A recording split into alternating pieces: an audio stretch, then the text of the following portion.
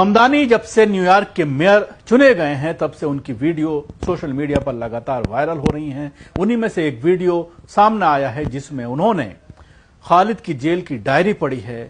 इस डायरी को लेकर के पूरी जो उन्होंने पढ़ा है उसके बाद एक बार फिर से उमर खालिद को लेकर जो जमानत नहीं दी जा रही है सुप्रीम कोर्ट के जरिए उसको लेकर सवालात खड़े हो रहे हैं। So today I'm going to be reading a letter from Umar Khalid, who is a scholar and a former student activist at the Jawaharlal Nehru University in Delhi, who organized a campaign against lynchings and hate.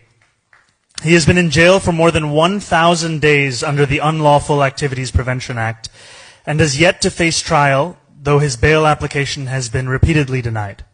He has also faced an assassination attempt. So this is Umar's writings.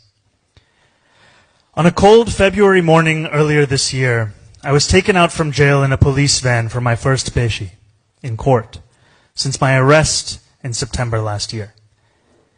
Inside the van, the cops were having an animated conversation about the farmers' protests. But after 4 months of captivity, the sight outside was more alluring for me. I could see people going to their offices and children to their schools. There were people in cars, buses, and on roads. Some were immersed in their phones while others were talking to each other. There was no one watching over them. They were free to go wherever, talk to whomever. It was a fascinating sight, the sight of free people. I was reminded of the past when I too, like the people I was staring at, had been free. When I entered Tihar jail back in September 2020, the first thing that struck me was an eerie stillness. Anybody who has ever been inside the complex will tell you about this eerie stillness. It seemed as if we had entered a ghost town, surrounded by high walls on all sides. As the police car that was shifting me from police station to jail kept moving inside, the sounds of the outside world slowly started to recede and were overtaken by silence. In my long hours of silence and an otherwise apocalyptic solitude, I keep telling myself not to turn bitter about my circumstances. It is quite easy to succumb to bitterness.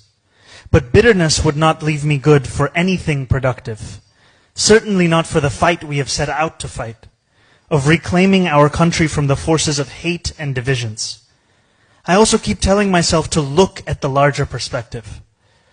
A friend recently told me the story of a human rights lawyer in Chile, who all through the years of Pinochet kept fighting cases against him in court. He lost